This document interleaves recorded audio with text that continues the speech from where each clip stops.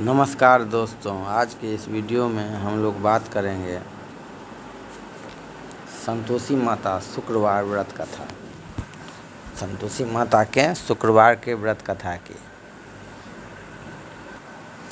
तो शुरुआत प्रारंभ करते हैं। एक बुढ़िया थी, उसके 7 बेटे थे। 6 कमाने वाले थे, एक निकम्मा था। बुढ़िया माँ छोटे बेटों 6 बेटों की रसोई बनाती, भोजन कराती और कुछ जूठन बचती तो वह 7वें को दे देती थी। परंतु वह बड़ा भोला भाला था, मन में कुछ विचार नहीं करता था। एक दिन वह बहू से बोला, देखो मेरी माँ मुझ पर कितना प्रेम है, मेरी माँ को मुझ पर। वह बोले, क्यों न हो, सबका जूठा बचा हुआ जो तुमको खिलाती है। वह बोला, ऐसा नहीं हो सकता है, मैं जब तक आँखों से न देख लूँ मान नहीं सकता। बहू ने हंस कर कहा, देख लो तब तो मानोगे। कुछ दिन बाद त्योहार आया। घर में 7 प्रकार के भोजन और चूरमे के लड्डू बने। वह जांचने को सिर दुखने का बहाना कर पतला वस्त्र सिर पर ओढ़े रसोई घर में सो गया। वह कपड़ों में से सब देखता रहा। 6 भाई भोजन करने आए। उसने देखा माँ ने उनके लिए सुंदर आसन बिछा, नाना प्रकार की रसोई परोसी और आग्रह करके उन्हें जिमाया। वह देखता रहा। 6 भोजन कर उठे तब माँ ने उनकी जूठी थालियों में से लड्डुओं के टुकड़े उठाकर एक लड्डू बनाया। जूठन साफ कर बुढ़िया माँ ने उसे पुकारा, बेटा 6 भाई भोजन कर गए हैं, अब तू ही बाकी है, उठ, तू कब खाएगा। वह कहने लगा, माँ मुझे भोजन नहीं करना, मैं अब परदेश जा रहा हूँ। माँ ने कहा, कल जाता हो तो आज चला जा। वह बोला, हाँ आज ही जा रहा हूँ। यह कहकर वह घर से निकला। चलते समय स्त्री की याद आई। वह गौशाले में कंडे थाप रहे थे। वहाँ जाकर बोला, हम जावे परदेश आवेंगे कुछ काल, तुम रहियो संतोष से धर्म अपनो पाल। वह बोली, जाओ पिया आनंद से, हमारा सोच हटाए, राम भरोसे हम रहें, ईश्वर तुम्हें सहाय। 2 निशानी अपनी देख धरो में धीर, सुधि मति हमारी विसारियो, रखियो मन गंभीर। वह बोला, मेरे पास तो कुछ नहीं है, यह अंगूठी है सो ले और अपनी कुछ निशानी मुझे दे। वह बोली, मेरे पास क्या है, यह गोबर भरा हाथ है। यह कहकर उसकी पीठ पर गोबर के हाथ की थाप मार दी।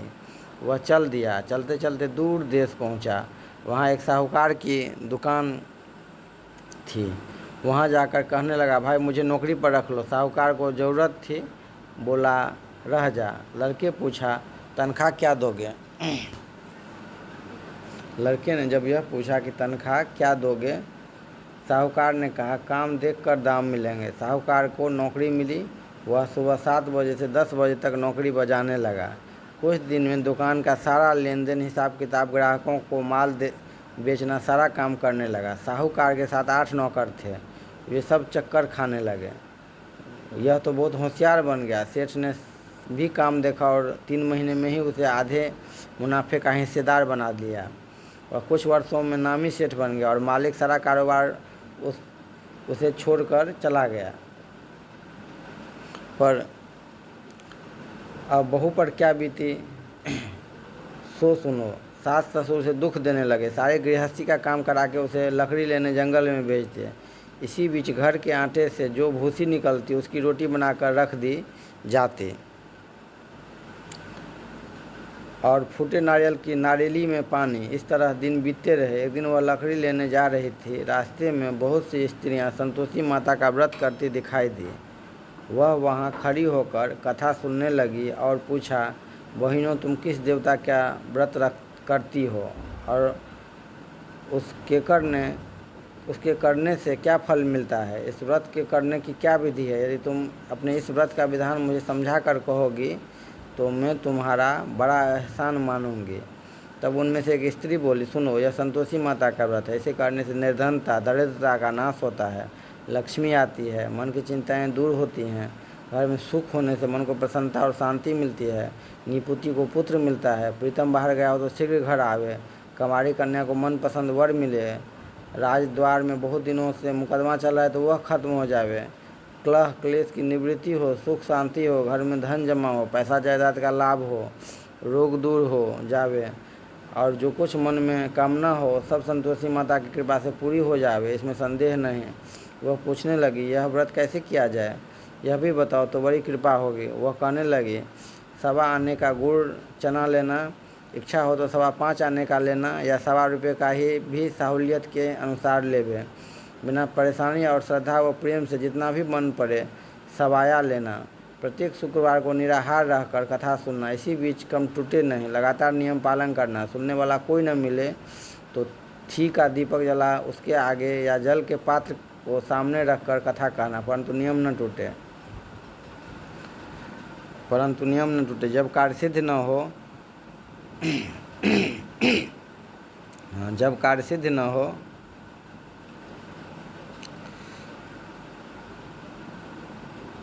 नियम का पालन करना, और कार्य सिद्ध हो जाने पर व्रत का उद्यापन करना। 3 मास में माता फल पूरा करते। यदि किसी के ग्रह खोटे हों तो भी माता वर्ष भर में कार्य सिद्ध करती है। फल सिद्ध होने पर उद्यापन करना चाहिए, बीच में नहीं। उद्यापन में 2.5 सेर आटे का खाजा तथा इसी परिमाण में खीर तथा इसी परिमाण में चने का साग करना। 8 लड़कों को भोजन कराना, जहाँ तक मिले देवर जेठ भाई बंधु के हों, न मिले तो रिश्तेदार और आसपास के पड़ोसियों को बुलाना, उन्हें भोजन कराना तथा यथाशक्ति दक्षिणा दे माता का नियम पूरा करना। उसी दिन घर में खटाई न खाए। यह सुनकर बुढ़िया के लड़के की बहू चल दी, रास्ते में लकड़ी के बोझ को बेच दिया और उन पैसों से गुड़ चना ले माता के व्रत की तैयारी कर आगे चली और सामने मंदिर देखकर पूछने लगी, यह मंदिर किसका है। सब कहने लगे, संतोषी माता का मंदिर है। यह सुनकर माता के मंदिर में जाकर चरणों में लौटने लगी, दिन हो विनती करने लगी, माँ मैं निपट अज्ञानी हूँ, व्रत के कुछ भी नियम नहीं जानती हूँ, मैं दुखी हूँ, मैं माता जगत जननी मेरा दुख दूर कर। हे माता जगत जननी मेरा दुख दूर कर, मैं तेरी शरण में हूँ। माता को दया आई। एक शुक्रवार बीता तो कि दूसरे को उसके पति का पत्र आया और तीसरे शुक्रवार को उसका भेजा हुआ पैसा पहुंचा। यह देख जेठ जिठानी मुंह सिकोड़ने लगे, इतने दिनों में इतना पैसा है, इसमें क्या बढ़ाई। लड़के ताने देने लगी, काकी के पास पत्र आने लगे, रुपया आने लगा। अब तो काकी की खातिर बढ़ेगी, अब तो काकी बोलने से भी नहीं बोलेगी। बेचारी सरलता से कहती, भैया कागज आवे रुपया आवे, हम सब के लिए अच्छा है। ऐसा कहकर आंखों में आंसू भरकर संतोषी माता के मंदिर में मातेश्वरी के चरणों में गिरकर रोने लगी। माँ मैंने तुमसे पैसा कब मांगा है, मुझे पैसों से क्या काम है, मुझे तो अपने सुहाग से काम है, मैं तो अपने स्वामी के दर्शन मांगती हूँ। तब माता ने प्रसन्न होकर कहा, जा बेटी तेरा स्वामी आवेगा। यह सुनकर खुशी से बावली होकर घर में जा काम करने लगे। अब संतोषी माँ विचार करने लगे, इस भोली पुत्री को मैंने कह तो दिया कि तेरा पति आवेगा, पर आएगा कैसे। यह तो इसे स्वप्न में भी याद नहीं करता, उसे याद दिलाने के लिए मुझे ही जाना पड़ेगा। इस तरह माता जी उस बुढ़िया के बेटे के पास जा स्वप्न में प्रकट हो कहने लगे, साहूकार के बेटे सो रहा है या जागता है। वह कहने लगी, माता सोता भी नहीं और जागता भी नहीं, कहो क्या आज्ञा है। माँ कहने लगी, तेरे घर बार कुछ है कि नहीं। वह बोला, मेरे पास सब कुछ है माँ, बाप है, बहू है, क्या कमी है। माँ बोली, भोले पुत्र तेरे बहू घोर कष्ट उठा रही है,